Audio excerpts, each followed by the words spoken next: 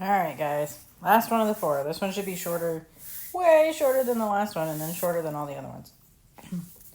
All right, you should know how to go from a formula to a name for ionic compounds now. Or at least you have the tools to practice it. What you also are going to have to be able to do is go from the name to the formula, which is harder in the case of ionic compounds than it is in molecular compounds because we don't have the atom count written into the name like we do in molecular compounds. We have to remember when we're writing chemical formulas that overall our compound has to be neutral, which means that we have the same positive and negative charges, not the same number of cations and anions. That's not what that sentence says. It says that there have to be an equal number of positive and negative charges in order to get the formula unit for that ionic compound to be neutral. We can manipulate both the number of cations and the number of anions. Doesn't matter which one. We could do either or both. But overall, we have to come up with a neutral species. However we manipulate them, we want to make sure that it's the lowest whole number ratio. So if we did something and we decided that it was we needed 2 sodiums and 2 chlorides, we would have to remember to go down to the lowest common denominator, which would be 1 of each. Now we have a couple rules. We're going to need to know the name, and then we're going to write the formula for the cation first, because the formula is going to follow the same rule as the name, where the cation comes first. So we're going to write the cation first, we're going to write the formula for the anion second, and then we're going to figure out how many of each we need and change the subscript behind each of those. If either the cation or the anion happens to be polyatomic, we're going to have to add some parentheses in there to denote that we have more than one of the whole group, and I'll show you that in a minute. Okay. So here's your rules. If you need a quick reverse or reminder, or if you need something systematic to go back to as you're working through these, come back to this slide. But here's what we actually mean. Okay. We write formulas for ionic compounds by adjusting the positive, remember that's the cation, and negative, remember that's the anions, in our species. Their total charges have to cancel. Again, not the same number. We manipulate each of them separately so that we have the same overall positive and negative charges. Has to come out to 0. However many of those we need, we're going to use as a little subscript. Charges are not included in our formulas. So if you need them in there to be able to write your formula, that's great. Don't forget to go back and erase them. All right, move forward. Okay. So if we have magnesium, which has a 2+ charge, and chloride, which has a 1- charge, come together to form a salt, we'll have to get the same number of positives and negatives. Well, there are twice as many positive charges right now as there are negative charges. So my guess would be that if I took this chloride ion and I added another chloride ion, or I multiplied chloride by 2, I would end up with the right formula. What that would look like is MgCl2. And I can plug that into an equation quick. I can say I have magnesium. There's only one of them. I can say I have 2 chlorides. And I want it to come out to 0. I'm not going to put that in there yet, because this time I know the charge. So I have one thing that's 2+. If you want the 1 in there, there you go. I have 2 things that are 1-. Overall, that's going to give me a 0 charge. Sometimes it's just that easy to do. And if I look at the answer is in fact magnesium chloride. Now, here we have another example where we have aluminum, a monatomic cation. It is in group 3, which means that it will have a 3+ charge. You need to be able to do that on exam day. It can form compounds with hydroxide. I need you to know that that is OH-. Oxide, I need you to know that that's O2-. Again, this is from the periodic table because it's monatomic. And then phosphate, I need you to know that that is PO4 3-. This question wants us to write the formulas of all three of the ionic compounds mentioned. So aluminum hydroxide, aluminum oxide, and aluminum phosphate. First, we got to figure out what the ions are, which I did up here. And what I have typed in here matches what I've written up there. So kudos to me. I get a gold star. Next, I'm going to write some unbalanced formulas. They're unbalanced because I'm just going to include one of each of the ions and then work on something else later. So this is an unbalanced aluminum hydroxide, unbalanced aluminum oxide, and unbalanced aluminum phosphate. Now I have to balance the charges. Now, if you aren't familiar with doing this, I would be surprised because most high school teachers, I think, do it this way. The ones that I've seen them teach it this way. Okay, we can essentially swap the charge on the cation for the subscript on the anion. So by that, I mean we can take this charge here and this charge here and say, okay, I have 3 positive charges, 1 negative charge. If I move this charge down below to right there, and this charge down below to right there, then I bet I have a neutral compound. And let's see mathematically if it works. I have 1 aluminum. I have 3 hydroxides. Let's assume I don't know what that equals yet. I have 1 thing with a 3 plus charge. I have 3 things with a 1 minus charge. Overall, that's going to give me a neutral compound. So that is correct. Essentially, what you're doing is just manipulating your lowest common multiple, lowest common denominators, and you're coming up with an equation that gives you a result of 0. Again, I took the charge on the cation. I made it the subscript for the anion.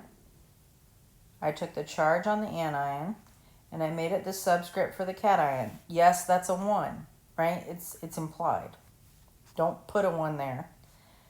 That makes it wrong, actually. But without it being there, it is in fact implied. I can do that swap because mathematically it works out for me. If you don't believe me, let's do the other 2. If I take the charge on the cation and I make it the subscript for the anion, and I take the charge on the anion and I make it the subscript for the cation, that will give me 2 aluminums and 3 oxides. Let's assume I don't know what they equal yet.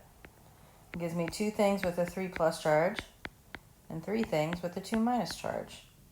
That's a positive 6 minus 6. That equals 0. Phosphates here.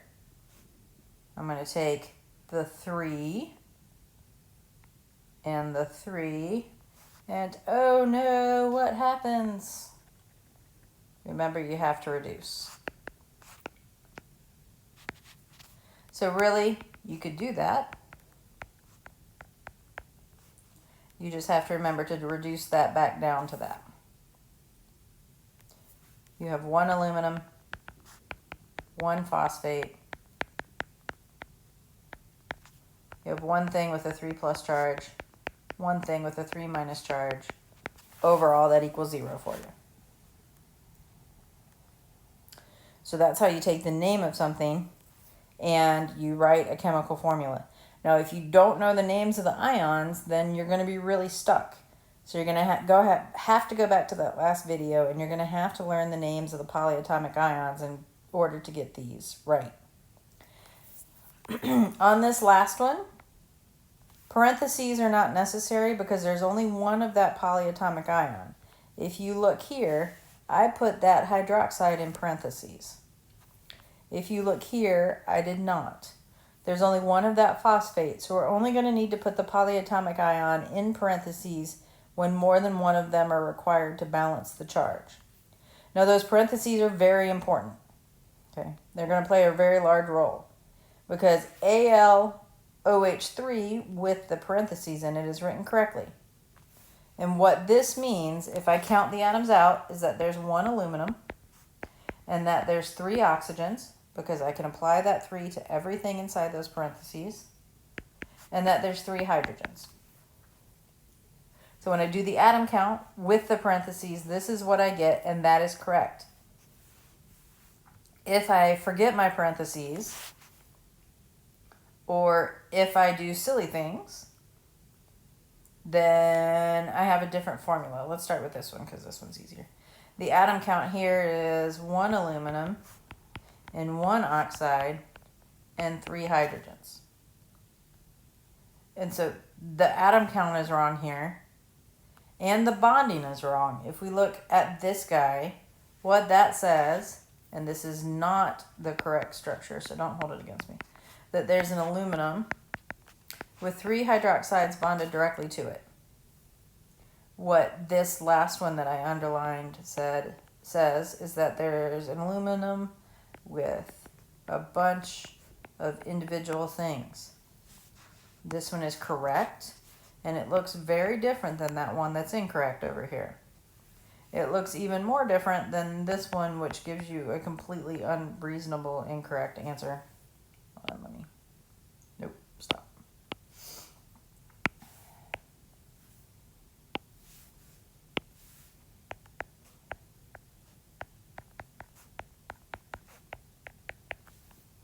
All right, this is crazy pants. There's no way that's going to happen. So even though the atom count is correct here, the bonding doesn't make any sense. So this is fine, atom count wise, but the things that are bonded to the aluminum don't make any sense. Aluminum hydrides are relatively boomy, so they're going to not be very happy. Aluminum hydroxide is stable enough to stick around for a minute. And this one has both the atom count and the connectivity incorrect.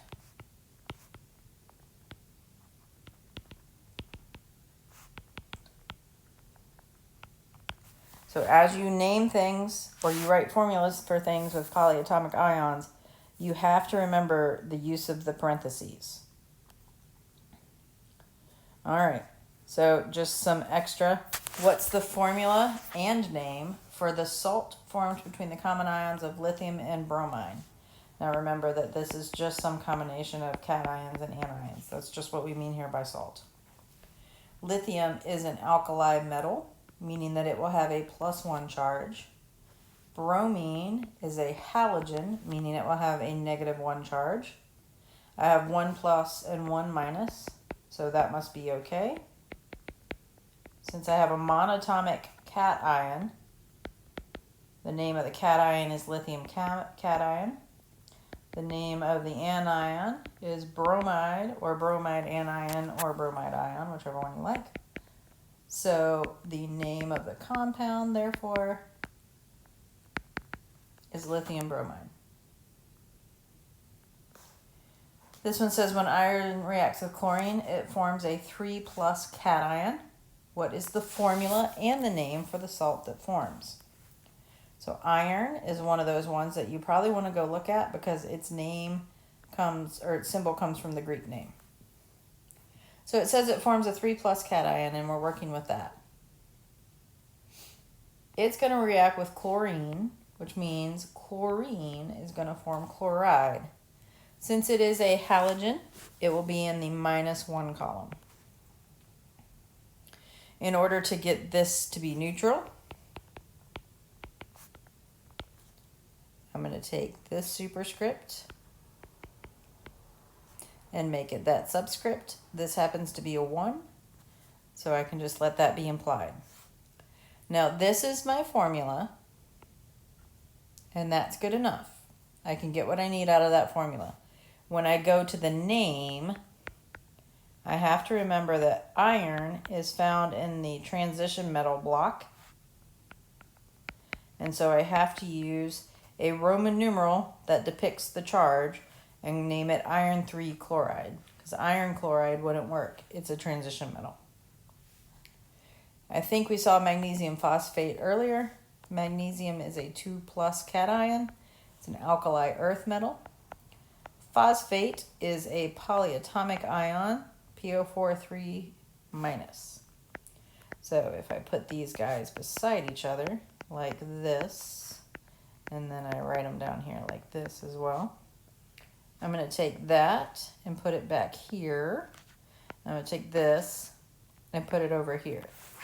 Magnesium is monatomic, so it is okay as is. That 3 it can just get distributed to the magnesium. The phosphate, on the other hand, I have to put in parentheses. Putting that phosphate in parentheses now means that I have two phosphines, and I have 2 times 4 or 8 oxides. If I didn't have that parentheses there, I would have 1 phosphorus, and then I would have 42 oxygens, which would be ridiculous. Oh, look, that's all answered. Haha. All right, correct name for the compound formed by the common ion of barium and nitrate. So you have to know that barium's group 2. That's 2 plus. You have to know that nitrate is NO3 minus. I probably need twice as many of these as I have. That will give me 2 positive charges and 2 negative charges, and I have to put that guy in a parenthesis. So B looks like the right answer. This can't be right because it still has the charges in it. A can't be right because we're not charge neutral. This is 2 plus and that's 1 minus. So overall right now, that one equals 1 plus. We can't have that. Here we actually have nitrite, not nitrate. So that can't be right. And then here I have 4 positive charges right now because I have 2 times a plus 2, which would give me plus 4. And I only have 1 negative charge. So overall right now, this compound has a 3 positive charge. So the only one that makes sense there is B. And I think this is our last one. So which one contains both ionic and covalent bonds? So what you want to do here is look and see what kind of elements you have. In A, we have only nonmetals. Only nonmetals were dealt with in its own video. This is a molecular compound. Molecular compounds will only have covalent bonds. So since that one only has nonmetals, it only has covalent bonds, that cannot have both ionic and covalent bonds. This one gets students from time to time. This one has a metal, and it has actually 2 non-metal atoms. Well, it has a non-metal, but 2 non-metal atoms. The reason this one gets students sometimes is that we harped on the fact that there's those 7 diatomic molecules, and that your halogens and the surrounding nitrogen, oxygen, and hydrogen are in their elemental form paired with each other.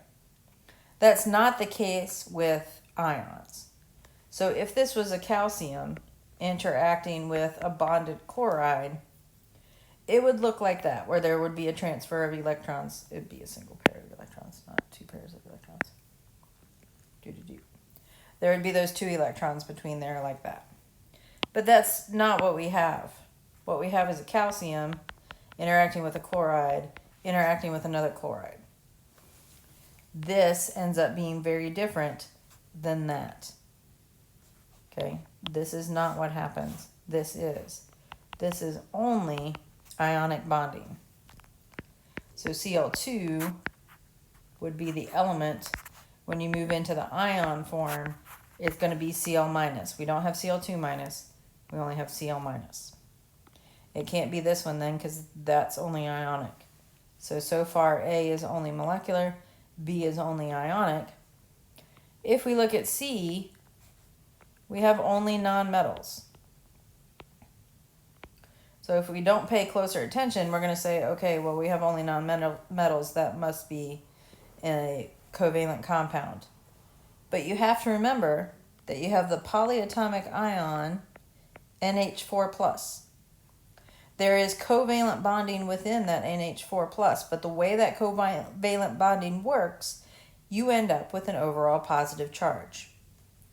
You also have NO3-. This has covalent bonding within it, just like the cation did. And overall, the way they come together, you end up with a -1 charge. However, because you have a distinct area of positive charge and a distinct area of negative charge, there's ionic bonding or ionic interactions between the 2 covalently bonded polyatomic ions. So C is the correct answer there. All right, so that is a whole lot of videos and honestly probably more information than you would have gotten had I done these in lecture. So it's actually more beneficial for you in that way. You should have everything you need. On Tuesday and Wednesday, we will come in and I'll do some old exam nomenclature problems with you guys, and we will call it good and move on to other stuff.